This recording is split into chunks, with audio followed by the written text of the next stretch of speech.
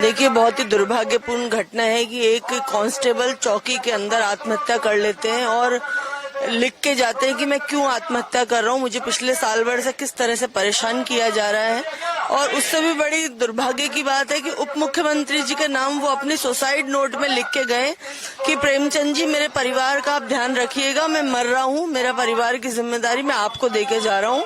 और अभी तक सरकार की तरफ से किसी ने आके ना इनसे कोई बात की, न किसी तरह का सामंजस्य बिठाने की कोशिश की, न सांत्वना दी। हमारी सबकी मांग है कि बाबूलाल जी को शहीद का दर्जा दिया जाए और उनके परिवार के अंदर नौकरी दी जाए। हम जब तक धरने पे बैठे रहेंगे तब तक ये मांगे हमारी नहीं मानी जाएंगी।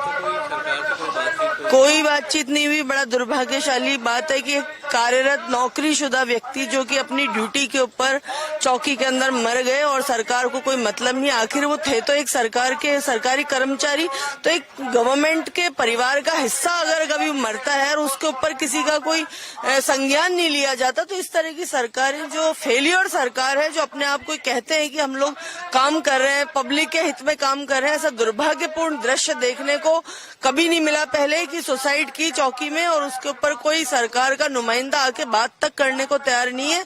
ये बड़ी बड़ी बातें करते हैं, बीजेपी के नेता धोखा देते हैं, लोगों को झांसे देते हैं और सच्चाई में जहाँ पे उनको मदद करनी चाहिए वहाँ वो नदारद है।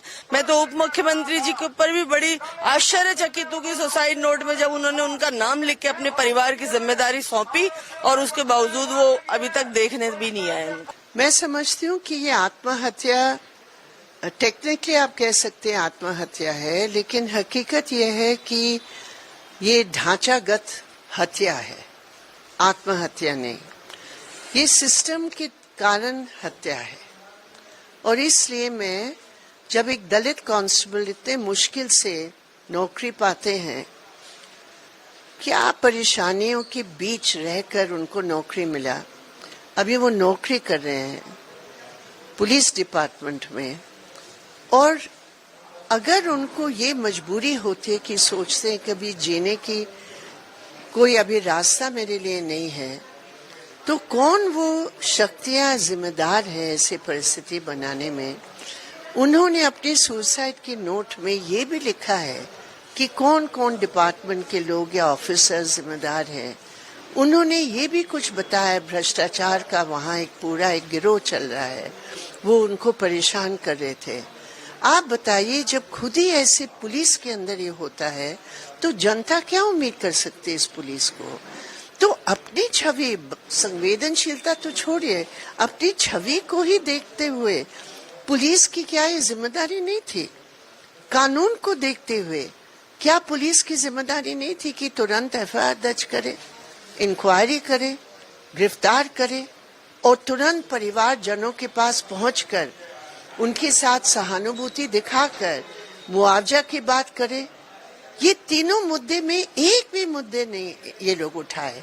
तो ये जयपुर पुलिस की, जहां ये पूरा कमिश्नर बैठते हैं, डीजीपी बैठते हैं, कितनी जबरदस्त कमी है। और फिर कौन सी दलित का ये आत्मविश्वास होगा इस पुलिस पर, जब खुद ही दलित पुलिस वालों के साथ ही हो सकता है, तो आम दलित के साथ क्या होगा। तो मैं समझती हूँ ये ढांचागत हत्या है, इसको आत्महत्या में नहीं मानती। अगर आप ये वीडियो YouTube पर देख रहे हैं तो हमारे चैनल को सब्सक्राइब करें और बेल आइकन को दबाना ना भूलें। अगर आप Facebook पर ये वीडियो देख रहे हैं तो हमारे पेज को लाइक करें।